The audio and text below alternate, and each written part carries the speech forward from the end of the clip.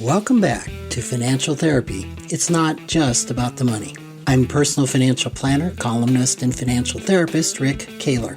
Research tells us that 90% of all financial decisions are made emotionally, not logically. For nearly 4 decades, I've been helping people make better money decisions. So what makes my financial worldview different from most financial experts? I blend the nuts and bolts of financial advice with the emotions that drive making them.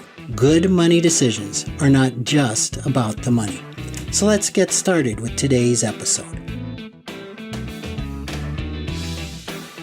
Welcome back for another episode. As I was thinking about today's episode, I thought I'd start with the top 10 highest grossing movies of all time. What are they? Well, the number 10 on the list is Furious 7. Next would be The Avengers, then The Lion King, then Jurassic World. Number 6 would be Spider-Man. The Avengers Infinity War is number 5. Star Force, The Force Awakens, number 4. Titanic, number 3. Avengers Endgame, number 2. And the all-time top grossing is Avatar in 2009. Now, there is a problem with this list. And the problem is that these may not be the all-time top grossing movies when adjusted for inflation. There's no question that in dollar terms, these are the top grossing movies. But when we look at the value of a dollar and what has happened, the depreciation to the value of the dollar, the all-time top grossing film is not Avatar. It's Gone with the Wind that was released in 1939. While Avatar grossed, if you adjust it for inflation, $3.26 billion. Gone with the Wind brought in $3.7 billion. And some of the other films that are not in the top 10, actually only 4 of those that I just read off of the top grossing and in dollar terms movies are in the top 10 when adjusted for inflation.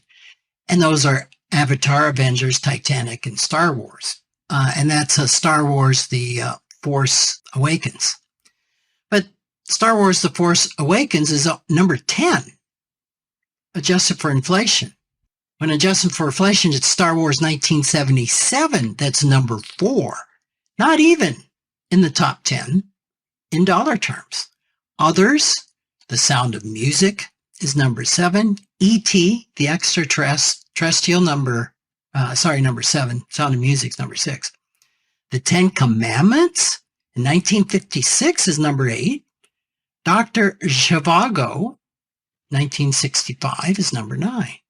And probably some of you have never heard of some of these movies. So my whole point in my episode today is that we're only looking at the glass half full when we are talking in dollar terms. For just about anything when we're referencing a period of time, like all time, which is definitely a period of time, we've got to take into consideration. Now, let's talk about another all-time high, which is the number of millionaires. According to finmasters.com, there's data from Credit Suisse Global, their wealth report, that shows in 2023, there were just under 30 million millionaires in the U.S. That is an all-time high in the number of millionaires. Now, 30 million millionaires, which I think the population of the United States is around 350 million. I could be wrong, a little low, a little high on that. But let's just say 1 out of 10 to 1 out of 15 people in the U.S. are a millionaire. Now, that might stun you. It might stun you how many rich people there are in the U.S. I remember not too long ago, a Gallup poll asked people, what's rich? And the average answer was, well, if you have $1 million, you're rich. So that could be really stunning that 1 out of 10, 1 out of 15 people in the United States is rich. Now that begs the question as to what is rich, and we'll get into that. But I think, especially today, that most people in the U.S.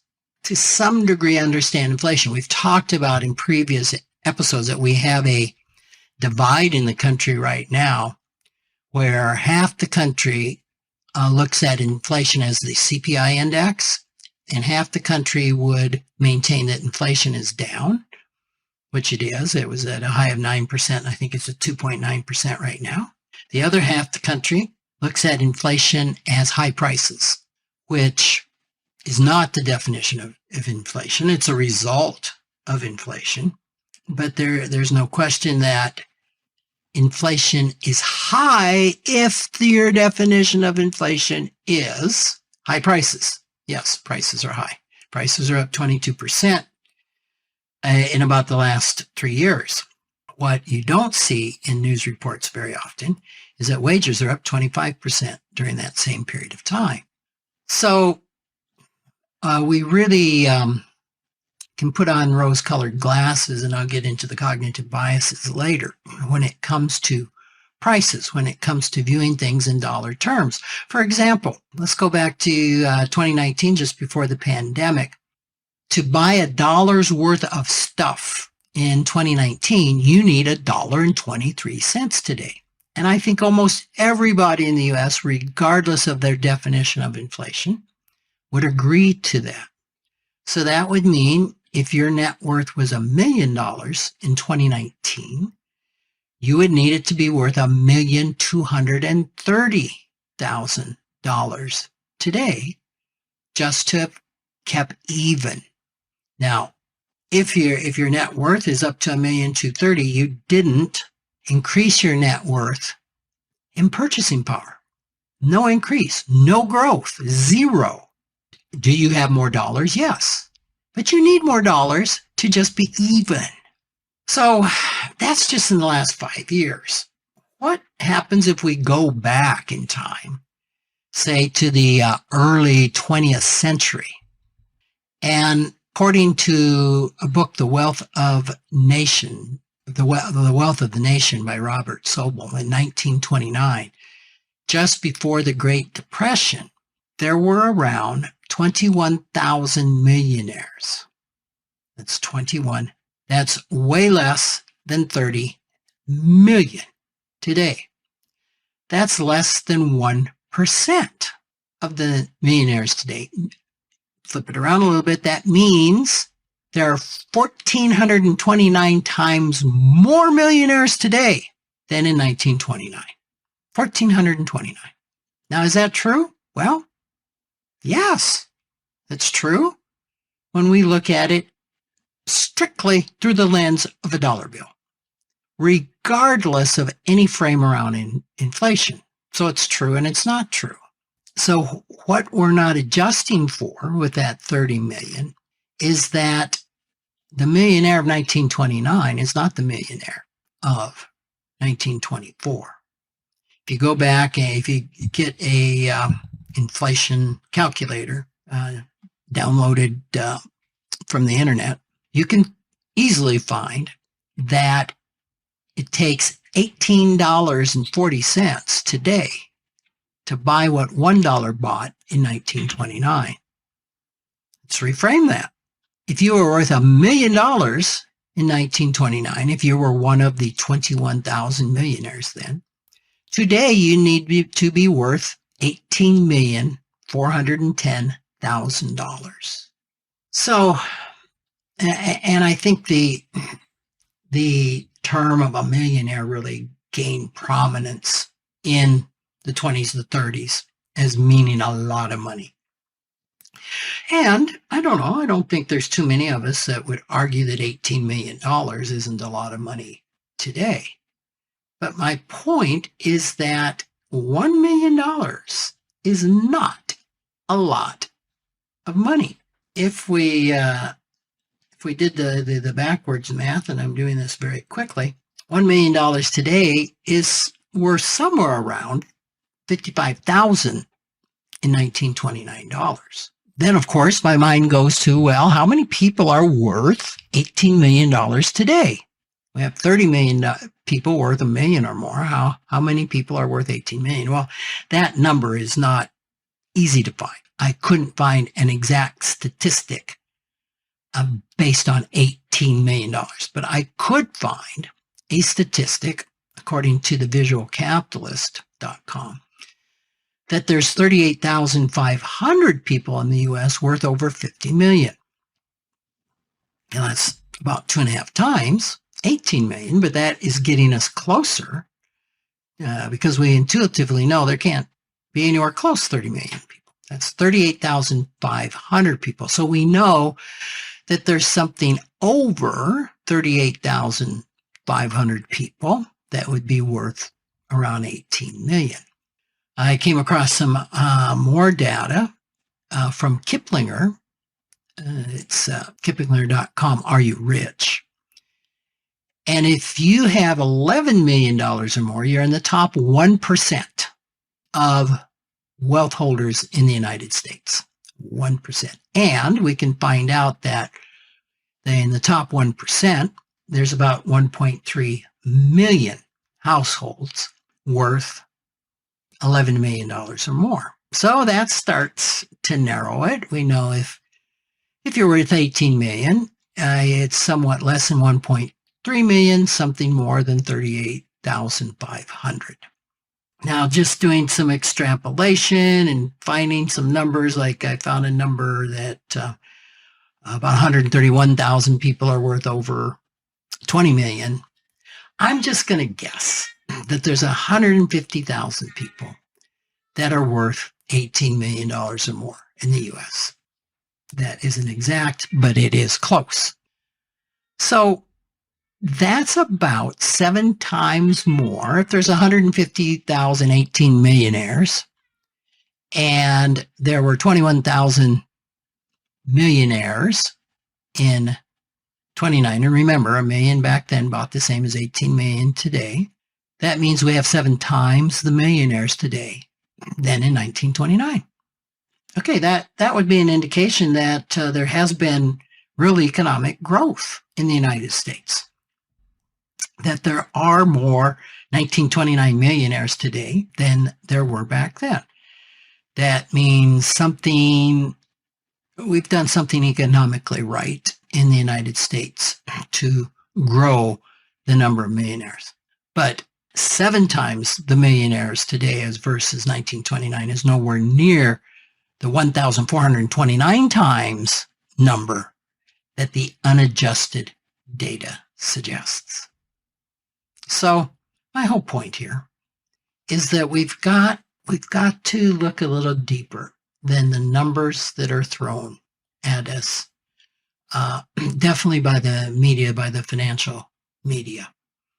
And back to one of my opening points, when someone says prices are up 22%, we've got to ask, what was the inflation rate during that time? And it was probably, in this case, it was close to that. And what's happened to wages? If wages haven't risen anything and prices are up 22%, then that is an absolute price increase. But if wages have risen 25% and prices 22%, what does that mean? It means prices have gone down. That means you've got more money to buy those goods. If the price of something goes up the equal amount as wages go up, then there's been absolutely no change in price. This can be really hard to grasp, but I hope I've put this in terms if you're not a numbers person, and numbers don't come easily. I hope I've put it in some metaphors that help understand this concept, is we can't think in dollar terms. To really get the full picture, we need to think in inflation-adjusted dollar terms. let's put this in a little more perspective. What type of lifestyle can you have with a net worth of $1 million in today's dollars, as opposed to $18 million in 1929? Well, the most reasonable sustainable withdrawal rate from an investment is about 3%. What that means is if you have $1 million, you can withdraw $30,000 a year and have pretty good confidence that your money is probably going to last the rest of your lifetime, especially in retirement when you're 65 years or older. Now, 30,000 isn't a whole lot. You're not going to be served martinis by a butler at the side of a pool. Maybe once, but not an ongoing lifestyle. If you add to that Social Security, which may be 18 to 30,000 a year, that would mean in the U.S. you'd have a retirement income of 48,000 to 60,000 a year that would be pretty consistent in inflation-adjusted dollars. That's a middle-class millionaire. Now think about this: if you took 3% withdrawal rate of 18 million. The 1929 millionaire, that would give you a retirement income of $540,000 a year. Significant difference from 30,000, isn't it? I mean, if you can spend, and that's 540,000 a year, and high probability that 18 million is going to last you the rest of your life. Probably not depreciate in value. That you'll have 18 million when you die. At that rate, you don't even need to worry about Social Security. A huge difference. So the point is $1 million isn't a lot of money. Saving $1 million over a lifetime is very possible for middle-class earners who are willing to live on less than what they make.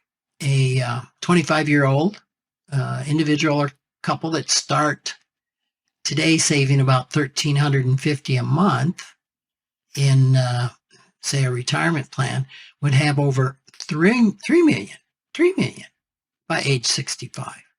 And that's more than enough to throw off $90,000 a year. But to accumulate 18 million by age 65, you're going to need to be saving $150,000 a month. Quite a difference. So the whole point is that equating a millionaire today with a millionaire of 95 years ago makes no mathematical or financial sense. Point is that someone who's retired with $1 million is not rich by any stretch of the imagination. So, what's going on here?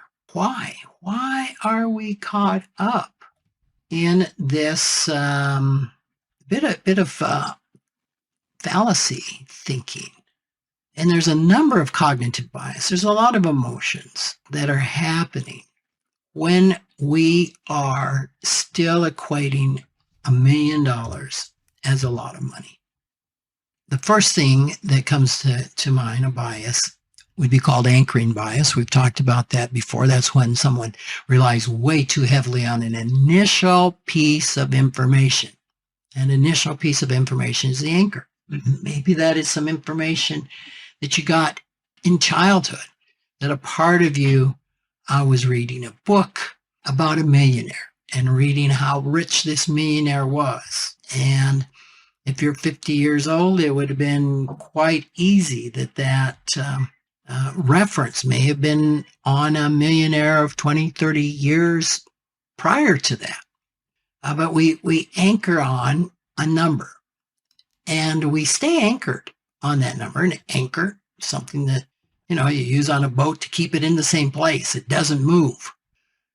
And we don't move even when more data suggests that the anchor is misleading or incorrect.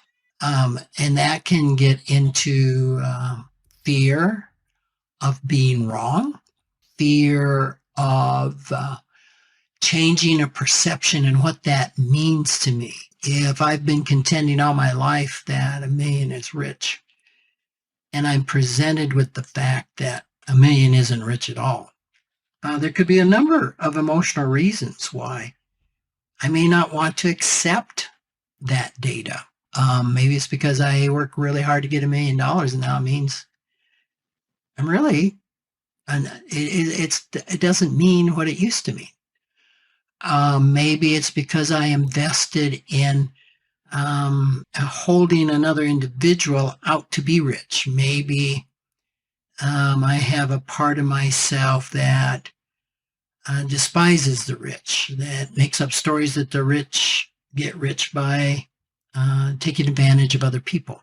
And now if I learn that people that I thought were rich are not really rich, that can cause all sorts of internal discord and disharmony within. And I could take away all sorts of stories from that. So all of this can keep us really anchored. I came across a new bias called money illusion bias, which is what I've been talking about. I really had never run across that before in doing my research. And this is when a person thinks of currency in nominal terms rather than real terms. So all that we've been talking about is money illusion, meaning I'm disregarding inflation's impact on purchasing power. So there's a huge amount of money illusion in the U.S., a huge amount. We see it every day. Another bias is called the availability heuristic.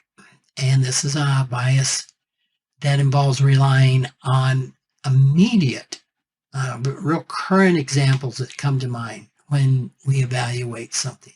And so this can lead to overestimating the significance of those examples. So the term millionaire, as we've talked about, is really deeply ingrained in society. It's been historically associated with great wealth.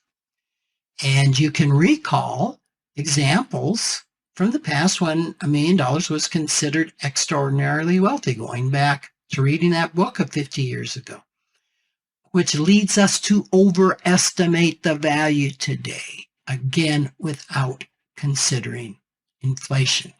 So just another example, another bias that can get in there is the status quo bias, which reflects a preference for things to remain the same and an aversion to change. No, I don't want to change the fact that I think $1 million is rich. Even when the situations have evolved, it's just not the same. I think more recently of politicians that refer to millionaires and billionaires. And I wrote a column on this a few years ago. That millionaire and billionaire do not belong in the same sentence. It's just absurd because $1 billion is worth 1,000 times more than $1 million. And yet we have politicians talking about millionaires and billionaires. And what's so funny is some of those politicians are millionaires themselves. And I have noticed that some of those that were using this term a lot, say in the 2020 election cycle, are not using it anymore. And I mean, no political bias one way or another, but the politician that comes to mind is Bernie Sanders, who talked about millionaires and billionaires all the time. And I recently saw him on in a news clip, or being interviewed a couple times actually, and he's referring to billionaires today. And I also read something a few years ago that he has a net worth of, let's just say it's between $2 and $5 million. To his credit, I'm going to make up a story that he finally was able to get through his status quo bias, recognizing that he himself is a millionaire and he's in no way in the same class as a billionaire. So kudos to Bernie. Something else that I came across that emotionally that can be driving this is sunk cost fallacy. And that's when we continue to justify previous beliefs on investment because we're so committed to it. We don't want to really look at the facts that suggest our previous understanding is not valid anymore. So maybe I've worked really hard to save $1 million, but I really have an emotional attachment to the idea that this is significant wealth. And maybe I started 50 years ago to save $1 million. I finally got there, and they've moved the goalposts. Inflation has moved the goalpost. It is not the $1 million that I set out to save. So anyway, I have more, but I don't have more time. So thanks for listening. If you have any questions, please email me, rick@rickkahler.com. You can go to the website at advancedwellbeing.com and find out more about financial therapy. And I do appreciate your listening, and look forward to being with you next week. Thank you. Take care. Thanks for joining me, Rick Kahler, for another episode of Financial Therapy. It's not just about the money. This is where I combine the nuts and bolts of financial advice with the emotions that drive making them. Remember, every financial behavior, whether it appears illogical to you or others, makes perfect sense when we understand the underlying beliefs, feelings, and thoughts. Sign up for my weekly blog at financialawakenings.com. I hope you'll join me again for our next episode.